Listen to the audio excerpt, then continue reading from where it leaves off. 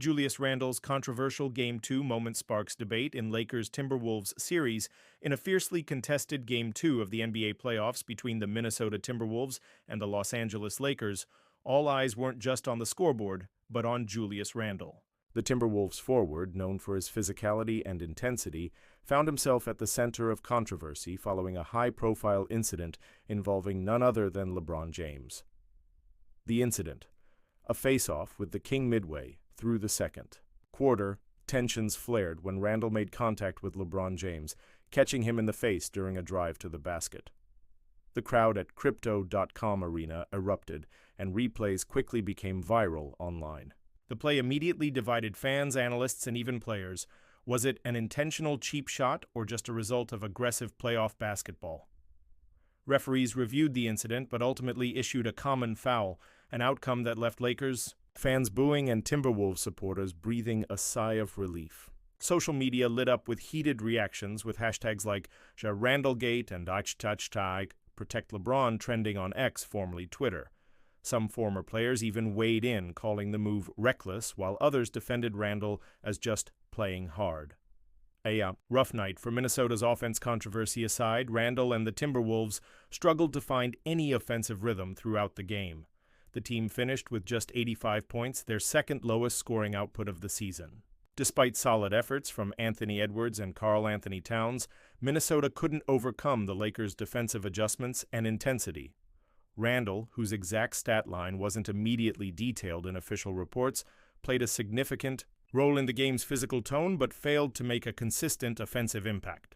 His usual scoring presence seemed diminished under pressure from Anthony Davis and Rui Hachimura, who effectively disrupted Minnesota's front court.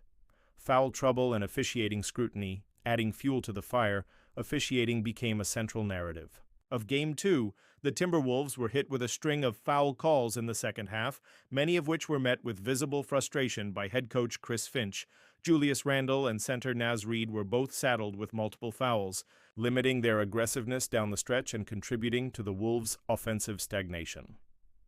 Fans online questioned the consistency of foul calls, particularly when similar contact from Lakers players wasn't whistled.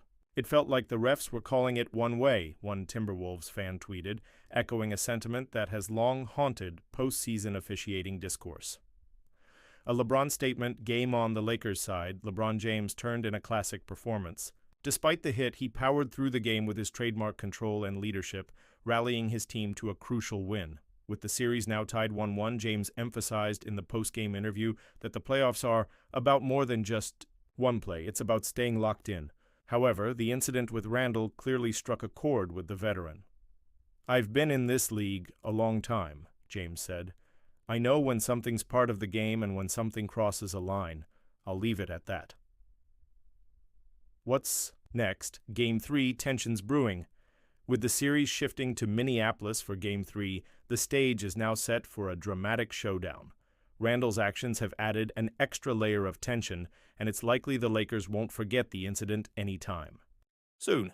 Whether it was a moment of playoff intensity or something more, the spotlight will be squarely on Randle the next time he steps onto the court. Expect physicality, expect noise, and expect emotions to be high.